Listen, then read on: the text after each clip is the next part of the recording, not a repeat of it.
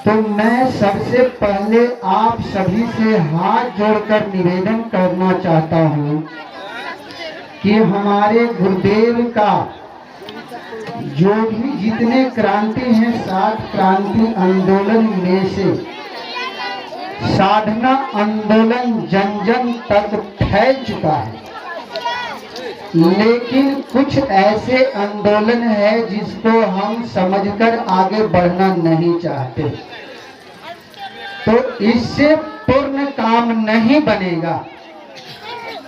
क्योंकि अगर एक पैर से आप यहाँ तक नहीं पहुँच सकते हैं तो मंजिल आपको एक काम से नहीं मिल सकती। क्योंकि मेरा दिल में एक बात धधकता है कि अगर गायत्री परिवार की स्थापना इसलिए हुआ था, सभी परिवार अलग अलग, लेकिन गायत्री एक परिवार, एक सदस्य, तो गायत्री परिवार के लोग सिर्फ गायत्री मंत्र जपे और बुद्धि तीव्र हो और बुद्धि समाज कल्याण में नहीं लगाई गई तो गुरु का काम नहीं हुआ, और गुरु का काम नहीं हुआ तो आपका कल्याण नहीं हुआ। क्योंकि एक समय ऐसा था कि हमारे गायत्री परिवार द्वारा चलाए गए नशा मुक्ति आंदोलन को लोग क्या क्या नहीं करते थे, लेकिन एक समय आया कि आदरणीय बिहार के कुछ ऐसे राजा थे जो सोचते थे गायत्री परिवार वाला झोला वाला है, लेकिन 15 में कहना पड़ा कि शराबबंदी कानून एक 7 निश्चय योजना में एक होगा, और मुंबई का प्रोग्राम में पीएम को भी कहना पड़ा कि गायत्री परिवार द्वारा चलाए गए नशा मुक्ति आंदोलन एक सराहनीय है। तो आज तो लोग आपको काम को सराह रहे हैं, आने वाले समय में आपके नाम पर, गायत्री परिवार के नाम पर लोग वंदन करें। इसलिए मैं आप लोगों से छोटा छोटा निवेदन करने आया हूँ। तो लोक मंगल का काम ही यज्ञ होता है, इसलिए हम यज्ञ करें, आहुति डालें, साथ साथ अपने समाज का कल्याण कैसे हो।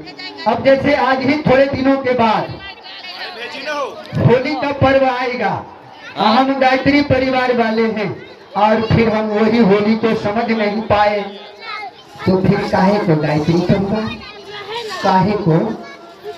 अरे ऋषि उसका नाम था जो रिसर्च करता थे, साइंटिस्ट थे अपने आप में, और होली जैसा पर्व दिया गया तो कैसा दिया गया होगा? ये जो आज होली हो रही है, ये होली हम लोगों के लिए था नहीं। हम लोगों को समझना पड़ेगा कि हो गई सो हो गई, अब गलती नहीं करेंगे, इसका नाम होली है। अगजा जलाने का मतलब परिक्रमा करते हैं, सर्दी में बसा जमा हुआ है तो हम ठंडी को झेल लेते हैं, अगजा की परिक्रमा बसा को पिघलाकर गर्मी को झेल लेंगे। ये सब बातों को समझना पड़ेगा।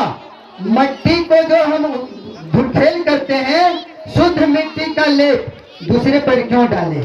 अपने बदन के ऊपर लगाकर धूप में 1 घंटा 2 घंटा रहे, रोमकूप के नीचे से जितना भी तपन का चीज होगा वो मिट्टी हरण कर लेगी, और साथ साथ रोमकूप में जाएंगे, शत धातुओं को पुष्ट करेंगे और त्वचा की बीमारी से आप बच जाएंगे।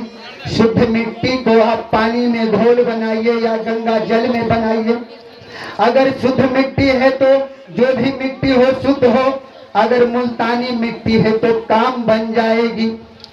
रंग तो बना था पलाश के फूलों का रंग, पर पलाश के फूल ना मिले रंग तो क्या करें? तो आप चंदन या हल्दी का घोल बनाकर नए कपड़े या साफ सुथरे कपड़े में उसको डुबा कर निचोड़ कर थोड़ा सा फटकार कर धूप दिखा दें और फिर आप पहन लें। पूरी गर्मी झेलने की ताकत मिल जाए, आपके मुंह से हाय गर्मी निकलना बंद हो जाए। ये सब काम को करने के पीछे बहुत सारा रहस्य था। इसलिए मैं अब सभी त्योहारों पर रहस्य खोलना शुरू किया हो। होली का पर्व का रहस्य भी बिंद प्रखंड में मैं खोलूंगा, जिसमें मीडिया कर्मी लोग भी तैनात हैं कि मैं आपको साथ देकर वास्तविकता को, रहस्य को जन जन तक पहुंचाऊंगा कि आखिर काला रंग कौन सी बीमारी कर रहा है, ये हरा रंग कौन सी केमिकल द्वारा बनाया हुआ रसायन दुनिया में बीमारी का दलदल बना रहा है। इसलिए मुझे मेरे गुरु द्वारा शिक्षा, स्वास्थ्य और पर्यावरण जैसे चीजों पर बोलने के लिए जो कहा गया है, इस पर मैं कभी चुप नहीं रहूंगा।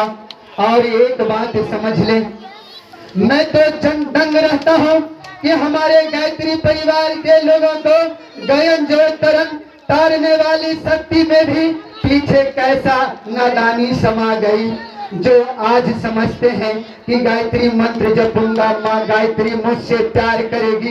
मैं कहता हूँ, अगर कोई दिल से माँ के बारे में सोचता नहीं, माँ घर में प्यार करती है, खुद अपने भूखे रहकर खाना खिला देती है। ईमानदारी से तुम गायत्री माँ का, गुरु का काम करो, गायत्री माता खुद तड़पने लग जाएगी आपके लिए। कुछ ऐसा तो काम करो।